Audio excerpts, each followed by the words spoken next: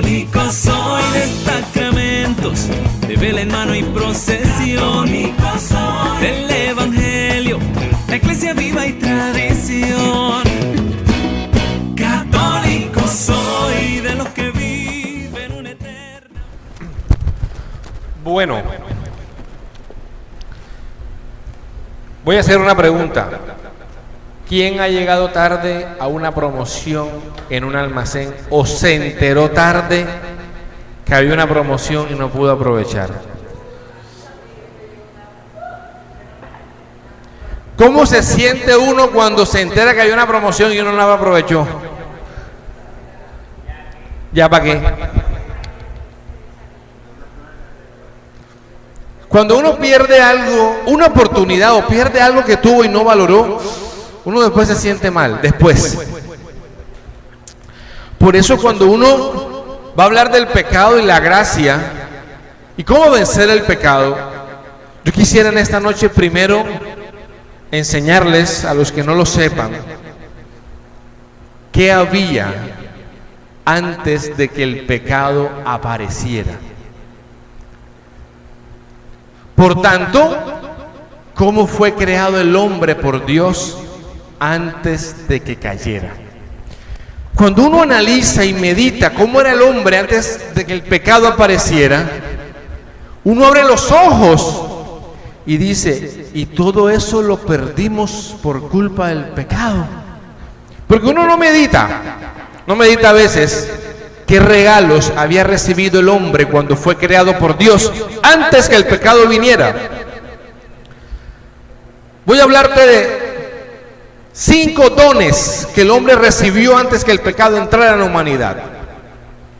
5 dones y un regalo mucho más especial que esos 5 dones. Primer don que el hombre recibe cuando es creado por Dios se llama el don de integridad. El don de integridad lo que significa es que el hombre cuando fue creado por Dios era capaz de sujetar todas sus pasiones. Haga de cuenta una persona que nunca coge rabia, que nunca se desespera, que nunca se angustia, que nunca tiene miedo, que nunca pierde la fe. ¿Cómo sería la vida de nosotros si nunca nos pasara eso? Imagínese una vida así, donde no hubiera nada que te intentara apartar. No hubiera nada en tu forma de vivir que tú dijeras, Señor, no puedo con esto, porque todo lo pudieras hacer, coordinar, sujetar en tu carne. Donde nunca tuvieras que confesarte y decir, Señor, es que no puedo con este pecado. Es que por más que me quiero controlar, no puedo. Eso lo tenía el hombre antes de que el pecado apareciera. Don de integridad. Segundo don de inmortalidad. El hombre no fue creado para morir. Es precisamente el pecado el que introduce la muerte. El hombre fue creado para vivir eternamente con Dios. Don de inmortalidad. Perdimos ese don. Entonces ya el hombre y la mujer después del pecado van a ser personas que van a tener que luchar contra la concupiscencia, contra la inclinación al mal, y van a tener que padecer la muerte. Van 2. Tercero, don de impasibilidad.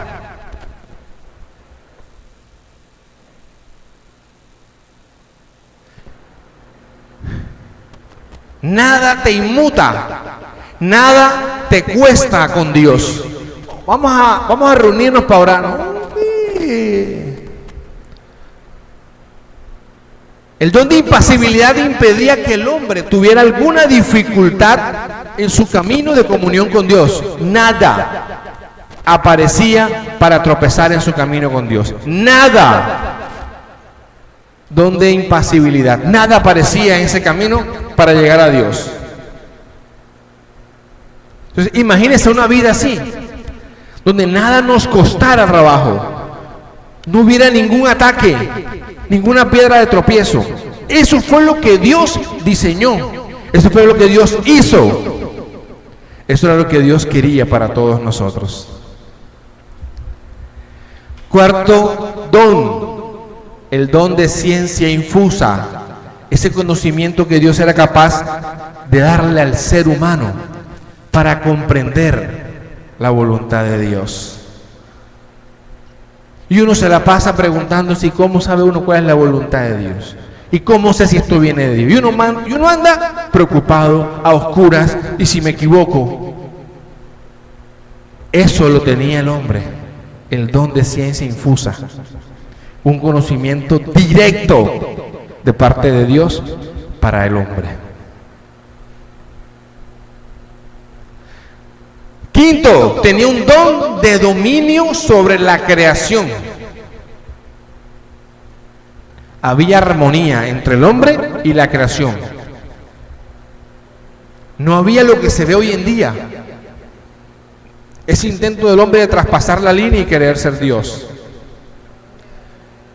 Esa situación de que el hombre no puede controlar lo que crea, que se vuelve esclavo de lo que crea. 5 dones que Dios entregó al hombre cuando lo creó. Todo eso se recopila en un término que se dice: el hombre fue creado en justicia y santidad original. Ese era el 0 kilómetros. Así creó Dios al hombre. Es decir, no existía el sufrimiento, no existía la enfermedad, no existía el dolor, no existía la duda. Existía totalmente la armonía. Y había un regalo mucho más especial que esos 5 dones. Y se llama la gracia de Dios. La gracia de Dios fue el don más especial que le entregó. Con esos 5 dones y la gracia, el hombre iba a ser capaz de ser eternamente feliz. Feliz, pleno totalmente.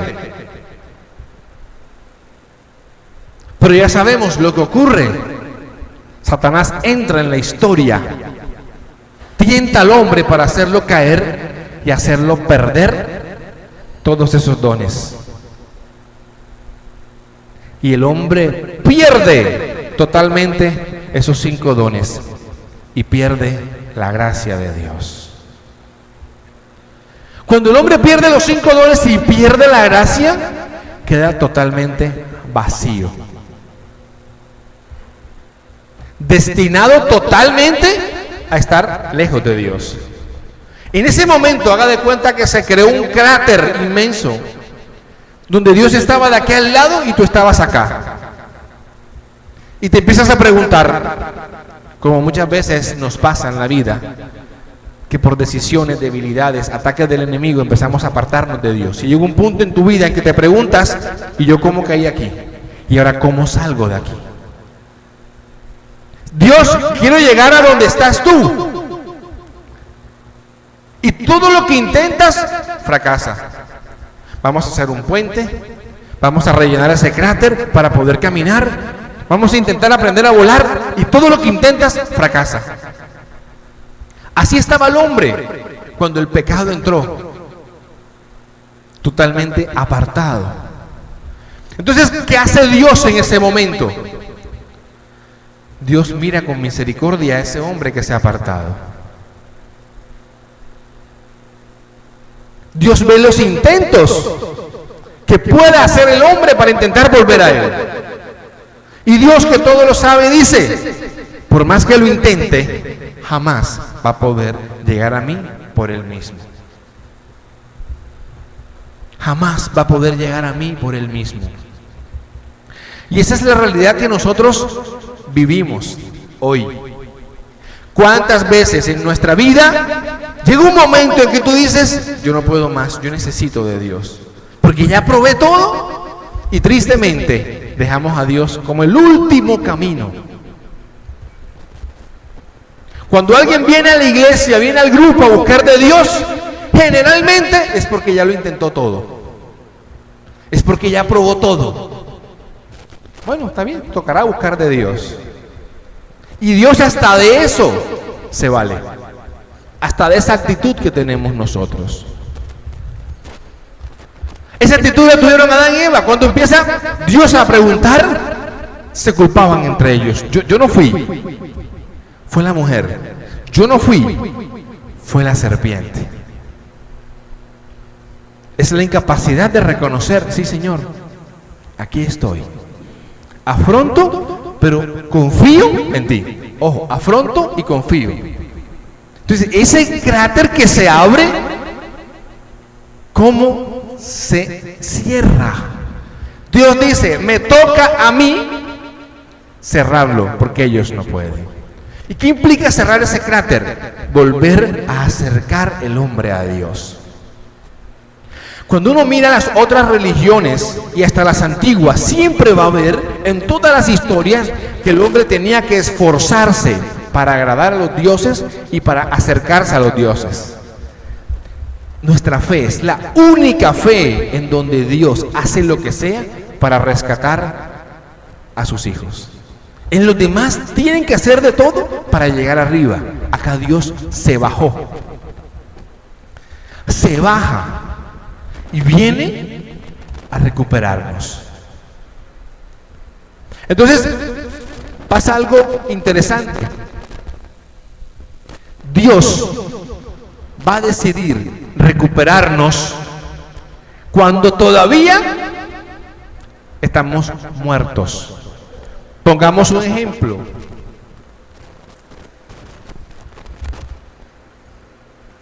Cuando uno ve una situación y ve una persona que ha fracasado en todos sus intentos, uno difícilmente la apoya. Vamos a suponer que hay un partido de fútbol, dos equipos, y tú preguntas, ¿y este equipo qué? Este equipo ha perdido los últimos 50 partidos y este ha ganado los últimos 50. Y usted dice, ¿a cuál le apuesta? ¿A cuál le apuesta usted? ¿El que ha ganado los últimos 50? Dios es el único que rompe la lógica y le apuesta al que ha perdido todos los partidos. Eso es una cosa inexplicable y Dios lo hace. Su amor da para eso. Yo le apuesto al que ha perdido todo. Porque sencillamente en su próximo partido va a haber una diferencia entre los otros 50. Yo estaré con él. Y si yo estaré con él, lo hago que gane. Y eso es lo que hace Jesús. Hay una cita en Romanos que me gusta mucho. Porque yo quiero que esta cita tú la medites. Mira lo que dice la cita. Romanos 5, versículo 5. La esperanza no falla. Así comienza la cita. La esperanza no falla, porque el amor de Dios ha sido derramado en ustedes. Mire, de las cosas que más confunde el creyente es la diferencia entre fe y esperanza. Yo le puedo preguntar a 100 personas ¿qué significa tener fe? Me va a decir, significa confiar en Dios. ¿Cuántos aquí piensan que creer, tener fe, es confiar en Dios? Es común. Tener fe es confiar en Dios.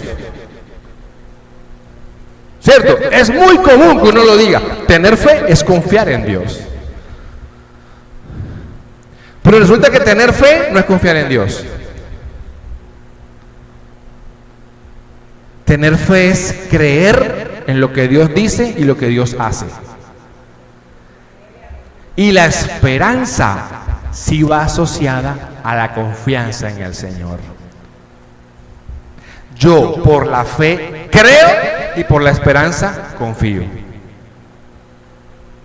Ojo, yo por la fe creo y por la esperanza confío. Cuando alguien tiene un problema y ya te pagaron esa plata, nada, hace 3 años que me la deben, y aún tienes esperanza que te paguen. Ojo, uno como usa castizaamente el término. ¿Qué está diciendo allí? Aún confío en que me van a pagar. Aún tienes esperanza que fulanito cambie. Yo confío en que él va a cambiar. Allá va asociada la esperanza.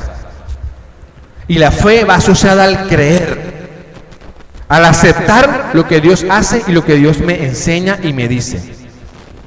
Yo por fe creo en la palabra de Dios. Yo por fe tengo certeza que Él está presente en la Eucaristía. Pero por confianza espero en el Señor. Entonces dice Romanos 5:5, la esperanza no falla, porque el amor de Dios ha sido derramado en nuestros corazones por el Espíritu Santo que se nos ha sido dado. ¿De dónde brota la confianza y la esperanza? Del Espíritu Santo que se derrama en mí. Y como Dios me llena, yo confío en Él y no pierdo la esperanza. En efecto, cuando estábamos sin fuerzas, en el tiempo señalado, Cristo murió por los impíos. Y pensemos que difícilmente habrá alguien que muera por un justo. Tal vez por un hombre de bien se atrevería uno a morir. Así que la prueba de que Dios nos ama es que Cristo, siendo nosotros todavía pecadores, murió por nosotros. Es decir, Cristo se la jugó por nosotros, aún sabiendo lo que eras, lo que somos y lo que seguiremos siendo. Hay una escena en la película de la Pasión donde cuando Jesús está orando en el huerto, el enemigo le muestra a Jesús todo lo que va a hacer la humanidad. Guerras, enfermedades, muerte, como para que Jesús diga: oye, yo me quiero morir por ello y mira, para que terminen así, no, yo mejor no hago eso. Uno humanamente piensa así: darle plata para que se la despilfarre, mejor no se la doy. Uno humanamente piensa así. Dios no pensó así. Dios dijo: yo tengo que morir por ellos porque es la única manera de volverlos a mí. Entonces la gracia de Dios, si quieres tú saber cómo vencer el pecado, ese pecado con el que luchas, solamente hay un camino y se llama la gracia de Dios. Pero ¿qué pasa con la gracia? Que eso no atrae. Usted puede entrar a internet, no lo vaya a hacer, cuidado, lo va a hacer. Pero en internet hay páginas para encontrar hechizos, amarres, para todo cuanto existe. Incluso se atreven a usar las imágenes católicas. Entonces, ojo, si usted está soltera, no lo vaya a hacer. Hay hechizos de amor con San Antonio de Padua para conseguir pareja. Y a usted le trama, y la oración usted la lee, y esa oración suena católica. Amado San Antonio de Padua, te pedimos que ante Dios presentes mi... O sea, te queda tramado con la oración. Pero el trasfondo es, ¿para qué usan la oración? No, tú vas a orar eso para que el universo vibre y cambie la frecuencia a favor tuyo. Y uno queda como que... la oración es para que el universo vibre y cambie la frecuencia a favor mío. Y usted le dice a una persona: confiésate para que estés en gracia y verás cómo la bendición llega. No le hace caso. Pero usted le entrega el hechizo de San Antonio de Padua para el amor y la persona va corriendo y lo hace. Estoy sin trabajo. Hay un amarre de San Judas Tadeo. Es propio para los imposibles. Y la gente con una convicción va y hace.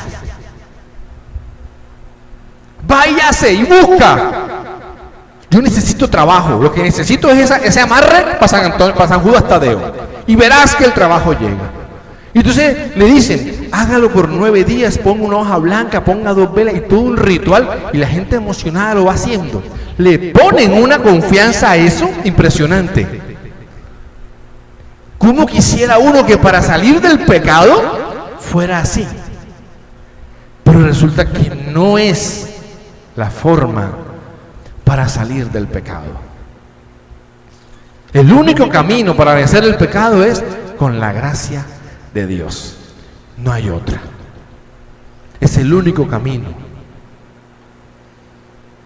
¿Cuánta gente no bota plata en tanga amarilla, la champaña, el dólar en la billetera, pela la papa, se come las 12 uvas, sale? Le pone una fuerza a ese 31 de diciembre a las 12 de la noche. 12:05, mire el cielo. Oiga, no ha cambiado nada.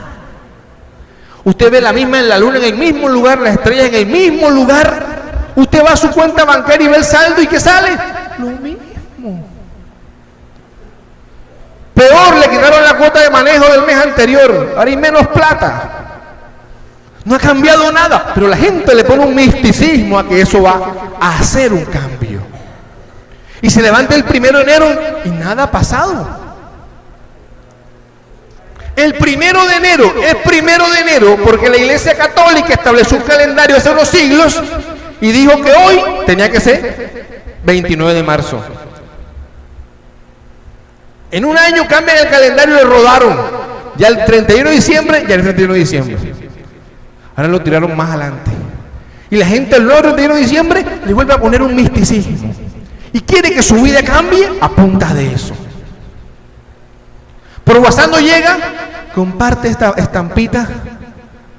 Había una que decía, comparte este estampillo de Pietrelcina y en 5 días verás un milagro. Y decía, ay bendito Dios.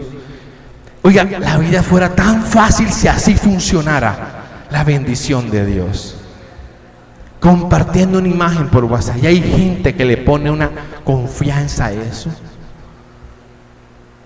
Y la bolsa de dinero de la abundancia. Y gente en Facebook, y yo he visto que comparte eso. Y dice, pero ¿por qué hay gente tan inocente? ¿Sabe por qué hacen eso? Porque eso no cuesta. Esto es fácil. Si me costara, no lo hiciera.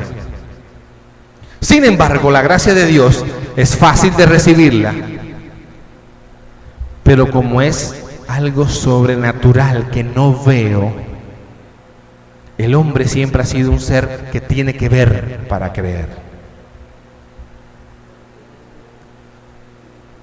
Entonces Satanás sabe que el hombre se mueve por vista, que cuando busca la gracia de Dios puede que eso no se vea.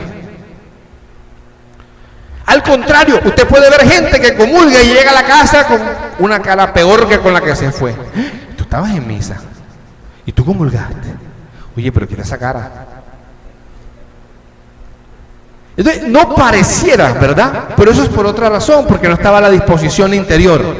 Pero la gracia es el único camino para vencer. Entonces, ¿qué hace Satanás? Como sabe que la gracia es el único camino para vencerlo, va a evitar que tú estés en gracia de Dios. Lo va a hacer de muchas maneras. Si no estás en gracia, yo tengo dominio sobre ti. Si no estás en gracia de Dios, estás caminando a mi lado.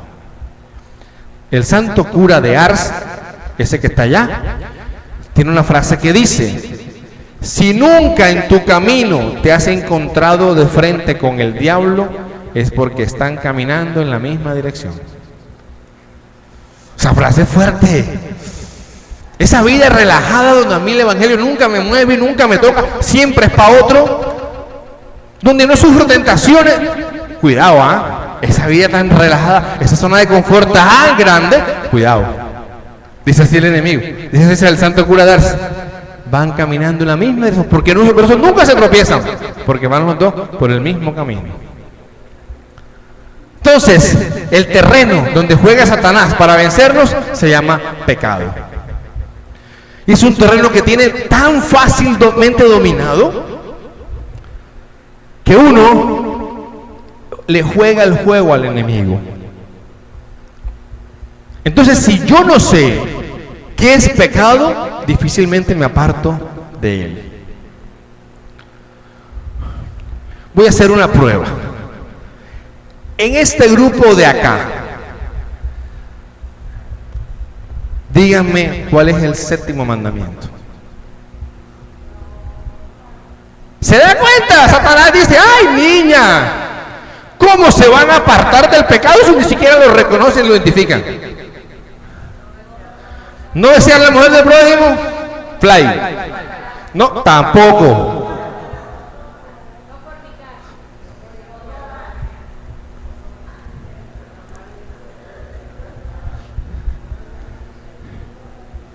Ya lo dijeron. Ya lo dijeron. Ya yo lo escuché. Ya fue mencionado. Te llegó el día del juicio, se encontró con el Señor. Saca a Dios el libro de la vida y le pregunta, ¿usted pecó contra el séptimo mandamiento? ¿Y cuál era? Entonces, mire el enemigo, algo tan sencillo, no robar. Entonces el enemigo dice, pero si ellos no saben de eso. Entonces, ¿cómo? Hubiera preguntado mejor de este lado. Ok, el enemigo tiene otra manera sutil de también tumbarnos. Vamos a preguntar de este lado, ¿cuáles son las 7 obras de misericordia espirituales? Las 7 obras de misericordia espirituales. ¿Enseñar al que no sabe? No. Dar consejo al que no sabe. Van 2. Ya lo dijeron, dar consejo. Las espirituales. Esas son las materiales. Tampoco, esas son de las materiales. No, ese es material.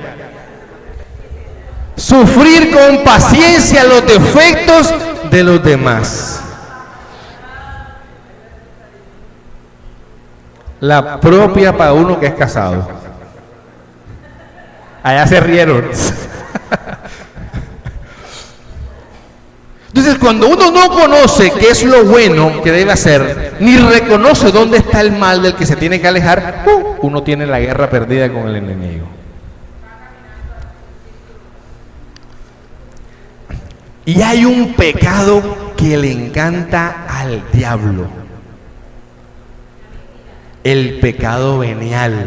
Él es feliz con el pecado venial. Porque el pecado venial suena inofensivo. Ay, eso no es nada.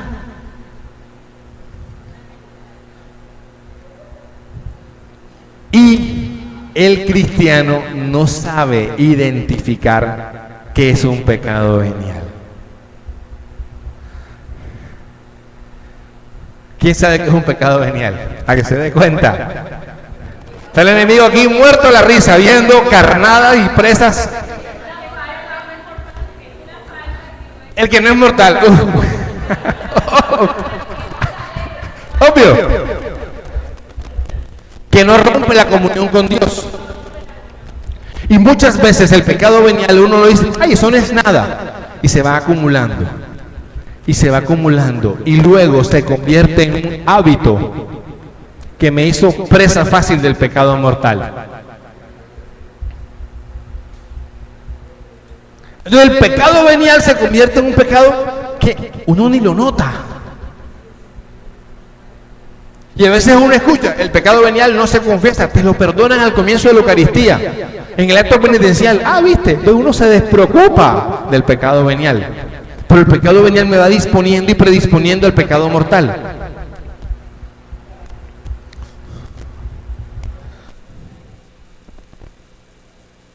Y es fácil caer. Un chisme chiquito diario. Chisme chiquito, 10 minuticos de chisme, eso no tiene nada. Todos los días me predispone. La mentira pequeña, todos los días. Si yo cuando manejo carro, yo tiro un madrazo por día a los buses, un madrazo diario, eso no tiene nada. 30 madrazos al mes, le queda gustando. El pecado venial, ojo con eso. Y otra idea interesante, San Francisco de Sales, en una obra que se llama Introducción a la vida devota, ese libro lo zarandea uno. En una parte habla de la purificación y dice, mire, ¿sabe cuál es el problema del cristiano? Que cuando se confiesa mal, porque le da una nostalgia dejar el pecado. Entonces, uno viene y dice, ay, tan bacanas que eran esas peas que uno se metía, ¿verdad? Lástima que sean pecados porque bien sabrosas que eran esas peas que uno se metía. Cuando uno tiene esa mentalidad de recordar con nostalgia el pecado, y el día que se va a confesar como que le hace despedida el pecado, te vas a apartar de mí, me vas a hacer falta, pero hay que hacerlo. Ahí esa purificación no funciona. ¿Por qué? Porque hay un apego todavía al pecado. Yo lo solté, yo me confesé, pero yo en el fondo guardo la nostalgia, escucho música y me siento a recordar. Entonces dice San Francisco de Sales, no hay forma de purificar un alma para agradar a Dios si cuando se confiesa pasa por ese momento. Esa nostalgia al pecado. Lo recuerda. Hasta le diste oración al Señor, ay Señor, ojalá esto no fuera pecado. ¿Por qué tiene que ser pecado? Porque está atado, amarrado, un gusto. Ningún pecado es feo cuando se comete, ¿cierto? Ningún pecado es feo cuando se comete. Después que viene la yayay y el remordimiento, pero cuando no comete el pecado, ¿por qué? Porque lo hace libre y consciente. Sé que está mal, pero no importa. Y nadie me obligó y lo cometo. La forma de doblegar eso y vencerlo está en el confesionario. Ahí. No hay otra forma de vencer al pecado que ahí. Entregándoselos al Señor para que se los lleve. No para hacerle un álbum de fotos de recordatorio. Ay, mira, este pecado fue tal día. Tronco, aún me acuerdo. Sí, No, soltar el pecado. La gracia de Dios hace dos cosas. Borra el pecado y me llena de Dios. Hace que la presencia de Dios habite plenamente en mí. Y cuando la presencia de Dios habita plenamente en mí, yo soy capaz de tener la fuerza necesaria para vencer cualquier dificultad. Pablo experimenta esto. Pablo, superapóstol, super ungido, llevado al tercer cielo, con los dones más espectaculares. Feíto, maluquito, chiquito, no hablaba bien, pero tremenda predicación. Y eso lo dice Pablo. No tengo la pinta de los otros predicadores, pero traigo fuerza de Dios. Pablo en un momento de su vida le va a decir a Dios una oración. Y esto es interesante. San Agustín dice, mire, Dios al pueblo de Israel le dio cosas que no le quería dar, simplemente para darles una lección. Y en cambio a Pablo, que le pidió 3 veces que le quitara el aguijón que lo tenía allí, no se lo quitó. Pablo es un ejemplo de una oración hecha a Dios que Dios no responde. Es que Dios me da todo lo que pido. Acuérdate de Pablo. Pablo va a decir, 3 veces rogué a Dios que me quitara este aguijón en la carne. Y los teólogos hacen sus estudios y sus planteamientos. ¿Qué sería el aguijón? ¿Una enfermedad en la piel? No, una enfermedad en los ojos. No, que era cojo. No, que la mujer, no, él no era casado. Pero algo en la vida de Pablo lo tenía así. Cada uno tiene esa situación. Esa situación que lo tiene a uno, que se cae con la cruz tan pesada, ese aguijón, Dios quítamelo. Pablo es un ejemplo de una oración que Dios no respondió. Le digo, no te lo quito. Pero cuando Dios le dice a Pablo que no le va a escuchar su oración y que no le va a dar lo que está pidiendo, Dios le da algo mejor todavía. Y le va a decir: Pablo, te basta mi gracia. Dios no le quitó el aguijón, le recordó que él tenía la gracia de Dios. Entonces uno se queda pidiéndole a Dios: quítame esta situación de mi vida, quítame esta situación. Y Dios te puede estar respondiendo hoy: hey, te basta mi gracia. Cuando Dios le responde eso a Pablo, Pablo descubre una lección de vida. Y con esto voy a ir terminando, donde Pablo le pide al Señor que le quite el aguijón. Eso está en Segunda de Corintios capítulo 12. Segunda de Corintios 12. Y uno entiende que el aguijón tenía un propósito. O sea que lo que me está dando duro tiene un propósito. Sí. Pablo fue un hombre tan ungido por Dios, con tantos dones, que Pablo pudiera flotar creyéndose la gran cosa por los dones. Y él mismo reconoce y dice, Segunda de Corintios capítulo 12, verso 7. Por eso, para que no pudiera yo presumir de haber sido objeto de esas revelaciones tan sublimes, recibí en mi carne una especie de aguijón, un ángel de Satanás que me abofetea para que no me engría. Algo que le recordaba a Pablo que era humano, que era débil, que era pecador, que se equivocaba. Por este motivo 3 veces rogué al Señor que se alejase de mí. 3 veces le oró a Dios. 3. Pablo, ungido, hombre espiritual, servidor incansable, le pidió 3 veces a Dios que le quitara el aguijón. Pero él me dijo, mi gracia te basta. Ahora, ¿por qué le dice Dios así? Aquí viene lo interesante. Pues mi fuerza se realiza en la debilidad. Por tanto, con sumo gusto, seguiré vanagloriándome, sobre todo en mi debilidad, para que se manifieste en mí la fuerza de Cristo. Por eso me complazco en mi debilidad, en las injurias, en las necesidades, en las persecuciones y las angustias sufridas por Cristo. Pues cuando soy débil, entonces es cuando soy fuerte. Pablo entendió al final la lección. En la debilidad soy fuerte. Pero ojo, no en la debilidad por hacer lo malo,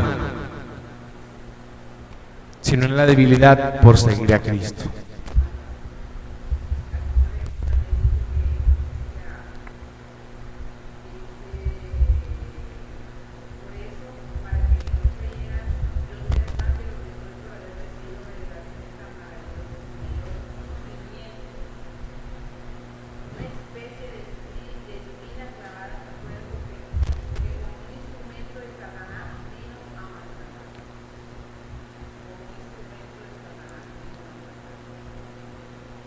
Claro, porque cuando las cosas en la vida de uno no salen como uno quiere, uno tiende siempre a achacarle todo al enemigo. Y no necesariamente un desempleo, una enfermedad, una muerte, no necesariamente tiene que ser obra del enemigo. Pero uno lo siente así. Y el enemigo se aprovecha y dice, voy a hacerle daño. Miren a Job, voy a hacerle daño. Pero no pudo. Job experimentó ese aguijón, esa realidad de que Dios le iba quitando y él sufría. Y los amigos de Job se burlaban de Job, culpaban a Dios de lo que Job vivía. Pero Dios tenía un propósito mucho más grande en la vida de Job. Entonces, si tú estás sufriendo hoy por no hacer lo correcto, no diga, uy, o sea que en este momento débil Dios me va a levantar. Ahí claro dice, en mi debilidad soy fuerte. En mi debilidad por seguir a Jesús. Así que contra lo que estás luchando, batallando por agradar a Dios, el Señor te va a dar la gracia para vencer. Cuando uno deja de pelear en las fuerzas humanas y reconoce que en la gracia de Dios tiene todo, la vida se hace más alegre y más llevadera. Uno se desespera por luchar en su carne. Por eso dije al comienzo, hay gente que cuando viene aquí es porque ya probó todo y ya no le queda más remedio que, ¿qué más me da intentar a ver si Dios hace algo? Ya probé todo. La gracia de Dios es mucho más que eso. Por eso el Señor, cuando nos crea, dice, esta gente solita no puede, le voy a dar 3 regalos. Ya no son los primeros 5 que les hablé. Nos va a dar 3 regalos especiales: fe, esperanza y caridad. Con esas 3 cosas es que uno sale adelante. El día que uno le falte la fe, la esperanza y la caridad, realmente se quedó sin sentido en su vida. Oye, pero si Jesús murió por nosotros, ¿por qué no recuperamos aquellos 5 dones? Cuando uno se muera le preguntará a Dios eso. Jesús murió por nosotros y seguimos sufriendo contra la inclinación al pecado, los obstáculos y la pereza para buscar a Dios. Nos morimos, nos enfermamos, pero sencillamente nada de eso impidió que tuviéramos la promesa de estar eternamente con el Señor. El mal es un misterio. Nadie te puede dar las respuestas al misterio del mal. ¿Y por qué se murió? ¿Y por qué perdió el empleo? ¿Y por qué pasó esto? ¿Y por qué lo otro? Nadie nos puede dar esas respuestas. Pero con la fe, la esperanza y la caridad podemos caminar hacia adelante. Así que la invitación al final es: apártese del pecado. No tenga nostalgia, no lo recuerde con alegría. Pídele al Señor que le dé la capacidad de que le duela el pecado, que le dé la gracia para poder vencer, no en tus fuerzas, sino en las fuerzas de Dios. Eso es lo que tenemos que buscar. Nos quitaron 5 dones, pero nos mantiene la gracia, nos la volvió a dar. Con la gracia de Dios no hay nada que tú no puedas alcanzar en el nombre de Jesús. Amén. Católico soy de sacramentos, de vela en mano y procesión, del Evangelio, la iglesia viva y